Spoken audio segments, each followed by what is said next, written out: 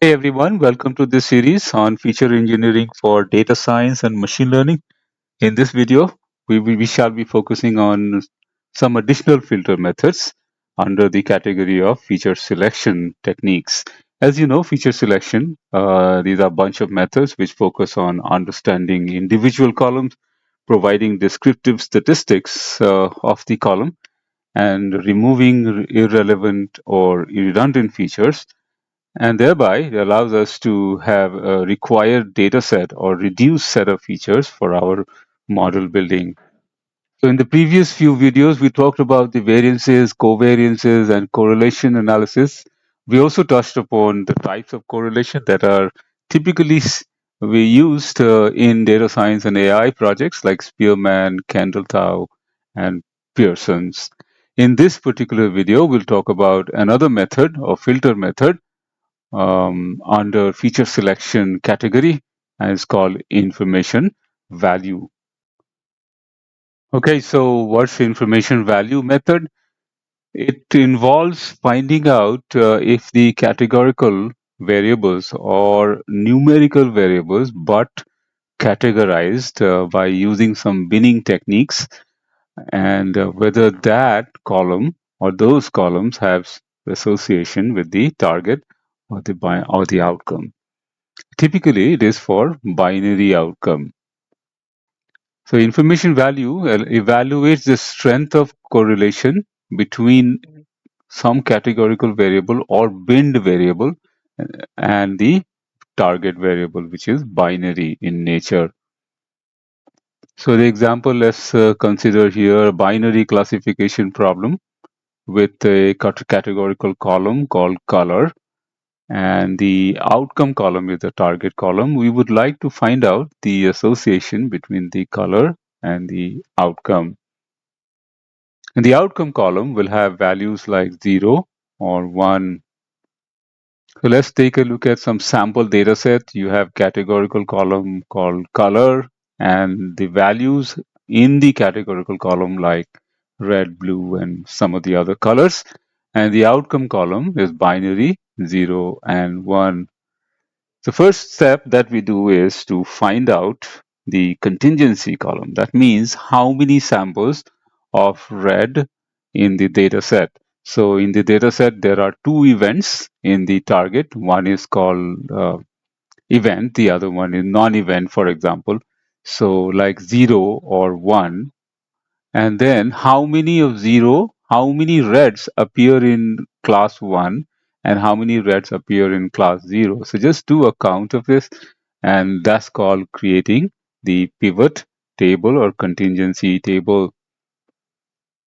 Next is to calculate the percentages. So in the previous, we had the red 3 quantity and 2 quantity in the class of 0.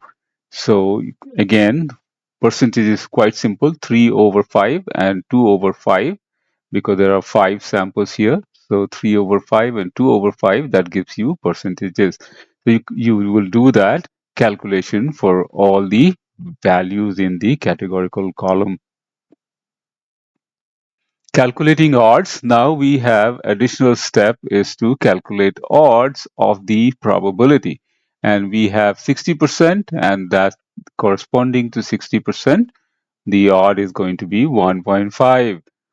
66%, the odd is going to be 2.0, and 33% green is going to be having an odd of 0.5. So what is the meaning of odd and probability? Let's take a look at some sample example here.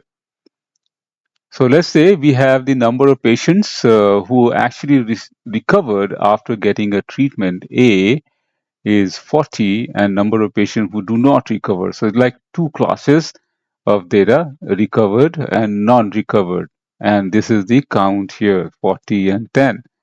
Similarly, the treatment B, which is another treatment, the number of patients who recovered 20, number of patients who could not recover, unfortunately, is 30. So the data table looks like this. The treatment is a categorical column with the values A and B, and the outcome column is the target column with the number here 0 and 1 means whether recovered or non-recovered. and then you simply count them like 40, 10, 20, 30. These are simply the number of instances in the data set. So the probability is, let's say for treatment A, the number of patients who recovered, the class of 1 probably, let's say, and the probability is 40 over 50, that's 4 by 5. And the odds of the patient with the treatment A is going to be the probability divided by 1 minus the probability. So this is the probability. The denominator is 1 minus the probability. So this is your 4 by 5. So that's your numerator. And denominator is 1 minus 4 by 5. So that's going to give you the odds. So if you look at the probability, it's pretty high of recovery, right? So the odds is also recovery reflecting the same. That means out of 5 patients, 4 are likely to recover if the patient is given a treatment A. That's the meaning of odds. Now, in terms of scaling, we also take the log of this odds, and that gives you the weight of evidence. So now, what do we do with the odds? We compute the odds ratio, right? For example, the odds of red color versus the odds of the green color. That's called ratio. So, for example, here the treatment A, the odds of recovery is 4, and for treatment B, the odds of recovery is 2 by 3. So, ratio is going to be simply the division of 4 and 2 by 3, that's 6. That's the odds ratio. That means the odd that the patient will recover with treatment A is much more than the odds with the treatment of B. That means there is a strong association in the positive direction. The meaning of odds ratio, if the odds ratio is 1, that means there is no relation, no association. That means, any treatment is okay. If the odds ratio is greater than 1, it suggests that the odds of the event are higher in the first group, numerator, than the denominator. Similarly, the odds ratio less than 1, that means the odds of the event are lower in the first group, that means the numerator is lower than the denominator. So that's the meaning of odds ratio. And we use this in the context of information value. So now we're going to compute the odds ratio here, for example, red color and all that. So compute the odds ratio. Here is your 1.5 and 2.0, and the log of odds is simply taking the logarithm of the odds.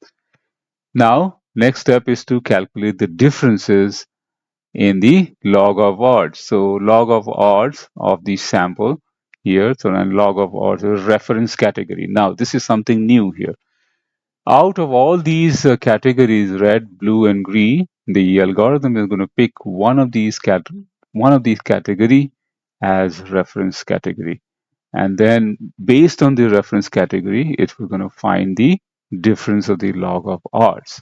Now, which one it will pick? Typically, the category which has the most number of sample is going to pick that as the reference category.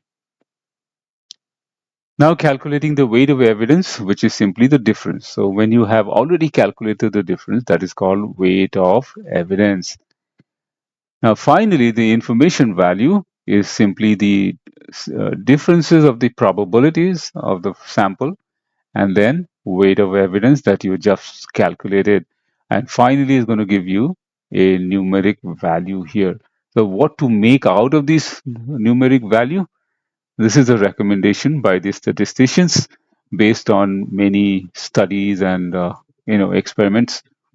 So typically we're looking at strong predictive power. So if the output is anywhere like this, it means pretty strong, and very strong would be greater than 0.5. Anything lower than that would be a weak predictive power. That means the column X and Y, and if the information value that you got was, let's say, 7.0. That means it's pretty strong. So X and Y are strongly related. Now, while applying the information value method, it has to be categorical variables, and the problem should be binary outcome. For example, event and non-event type of data. And non-numeric data, IV information value is for categorical data. It is not for continuous or ordinal data. So some of the considerations that we have to keep in mind for using the information value method, categorical, and especially the categorical variables with many levels. That means many values or many categorical values within the variable. You also need to consider which group is to be reference group. This can alter the final result, or the final result might be different. Make sure there is non-linear relationship between the categorical variable and the target outcome variable. It doesn't do well with the non-monotonic relationship. Now, I'm going to show you how to implement this using Python code. Okay, so here's the little Python code. I'm going to take a data set, and this is about loan application in a bank, and the columns are the candidate's age and job and marital status, education, the default, whether the applicant ever defaulted on previous loan or not, and the balance. So I'm not going to use the balance column because this is a numeric. Similarly, duration is also numeric, so we need to discard these columns. Campaign also is numeric. We can discard it. Number of days can be discarded. Previous also is numeric. We can discard. So some of the numeric columns we have to discard. As we know that the information value method is for categorical variables. So load the data and then we drop those numerical columns. And finally, we have the categorical columns only. These are the object column. And now the values in the object column, make sure you have more than 2, 3, 4, different values in the categorical variable. That's where information value actually works. Now, this is a function, little function, which does pretty much what we saw in the slides. First is computing here the percentages for each of the values in the categorical variable. And then a little bit of, adding, dividing, division by zero error. So just handle that. And then odds ratio and log of odds, and then calculate the information value. So it's pretty much the same thing that we have seen in this slide. So this is going to return the, the information values in the form of a data frame. Convert the outcome variable into 0 and 1 because that's required here. And these are my categorical variables. And then run for each of the categorical variable, call the function, and append into the data frame. And this is how it's going to be looking like. The IV for job column is 17, pretty good. Marital status, pretty good. All of them are more than 1, or typically should be greater than 0.5.